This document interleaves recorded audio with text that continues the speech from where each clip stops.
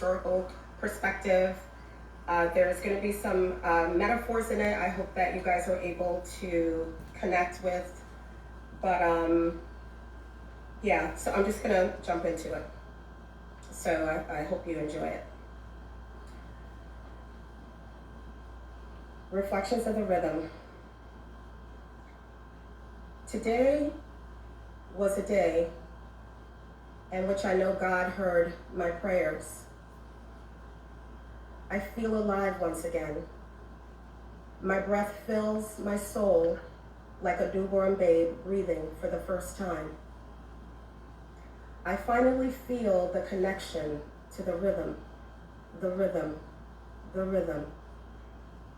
It's all in the rhythm. The sorrow, the pain, the discontentment. The beat continues on and on and on. The motions of life propel it forward, forward, and forward. Now I know why the slave continued to breathe. The tightness of the chains, the motions of the ocean that carried and rocked its black gold, landing it on the plantations to be sowed deep into the earth, where it would be bred and eaten, but still breathing. Great-great-granddaddy thought it best to go fight in the war. He was a man, strong and proud. But Uncle Sam told him he was only a black and to stay in the back. But like the Congo beat, he marched on, steadily, rhythmically, on and on and on. The reconstruction of the Americas, them nigger folks, scraping and building, vigorously searching for the freedman's bells, but not hearing them ring.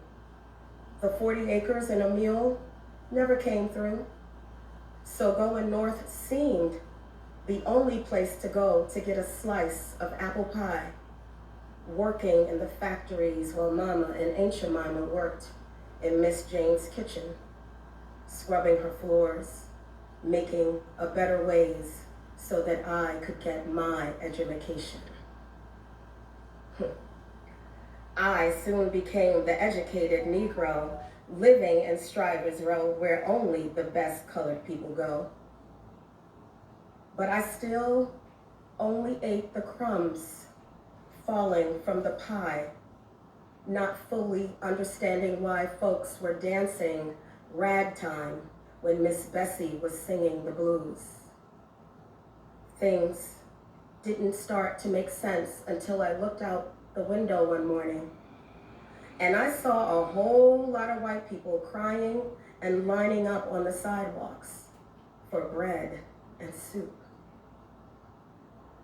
The roots on the apple trees had gone bad, and the fruit it produced was now bruised and strange. Big Ma said, "Now y'all children, don't you worry about nothing. It's only the walls of Jericho falling down. Just get on your knees and pray to Jesus. He will make a way."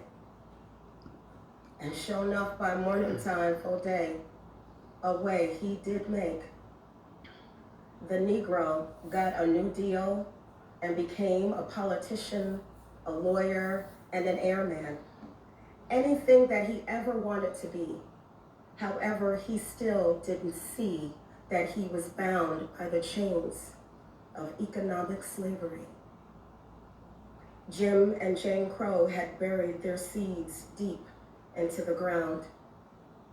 Sister Holiday and Brother Parker knew this well, but the still waters ran too deep and they drowned. The dream had been deferred and it was due to explode. All of the intellectuals discussed the problems, but none of them had the right answer. God bless the child that had his own, but I was not my brother's keeper. You see, yes, we are all skin folk, but we are not kinfolk. And even as I felt the fire sear my flesh when I saw Charlie and his brothers standing around laughing at my brother Zachariah Walker while they burned him alive. Or when I saw the photo of my 14-year-old little brother Emmett Till in Jet magazine, laying there in the coffin. You know they killed him. Pistol whipped him first, split his face open, shot a bullet through his brains. You could clearly see the other side of the room through the large open hole. And then when he was dead, they tied a cotton gin fan around his neck and threw his castrated body into the river. But also wait, another time, my spirit was snatched away from me when I saw my 4 other brothers hanging from a tree. But the final straw, I felt the tremors from the blast that killed my 4 baby sisters in Alabama. Now that angered me, and I was no longer willing to be a sleeper and became the keeper. And so it was another day before morning that I heard the sound of rhythmic foot stomping in the distance. It traveled from the coast of Africa to the old wooden churches down south where the old folks sang spirituals. And finally to me, the ghetto Negro and Black bourgeoisie. At first, I thought I was the only one who heard it. But Huey, Bobby, and Angela heard it in the West. Rosa and Martin heard it in the South. Malcolm and Megger heard it in the North. And the brothers in Soledad and Attica heard it in the jails. The dream deferred exploded. Segregation, fire hoses, attack dogs, sit-ins, freedom riders, Kent State, Jackson State, Vietnam, the My Lai massacre, the Watts riots, Chicago's 4 days of rage, the March on Washington, Resurrection City, assassinations of Medgar, Martin, Malcolm, Huey, Fred Hampton, and the Kennedy boys shattered the illusions of the American dream and revealed the American nightmare. Black Afro-Americans, saying it loud, I'm Black and I'm proud, realized that America was never our home that she claimed to be. She shared her liberty, but her scales never balanced to equal justice for all. Power to the people united will never be defeated. But somewhere, someone in the back of the crowd started the rumor that civil rights and affirmative action was unnecessary. The only thing Black people needed to do was work hard. Clearly, everybody forgot about the Black gold that entrusted the building of the nation. With that said, the movement died. The grief was so great that some tried to escape the deep emotional pain and mental frustration of just being a Black in America. They purchased white horses and rode them recklessly through the ghetto streets. And as they rode by, dreaming in their heroin high, they softly heard Marvin ask, "What's going on?" Marvin said, "Save the babies, save the children."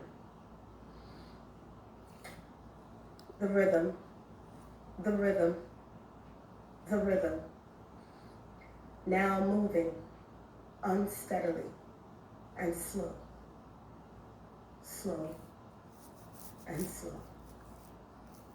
Unemployment, underemployment, Enron, 9/11, the war in Iraq, US government lies invested in bin Laden financial ties, cutbacks in education, HIV, AIDS, Ebola, COVID-19, pandemics and epidemics, child abuse, child neglect, homelessness, poverty, Hotel Rwanda and the Sudan, billions killed in global genocide, and also still in 2020 in Mauritania, Africans being sold into modern day slavery, migrant family separations and their children being raped and put into cages, a reality TV character and 3-card Monte con man as President of the United States of America. Louis this and Gucci that, but not ever supporting anything Black. Oh yeah, except the designing of that whack-ass racist sweater. Don't think I forgot. The lockdown of masses of Black men in their prime for petty crimes, police brutality, and their underground blue code licensed to kill by any means necessary all Black and brown. The rhythm. The rhythm. The rhythm is off now, and the beat has stopped. Until there is systemic change, economic balance, accountability, and justice, there will be no new movement, and there will be no peace. Thank you.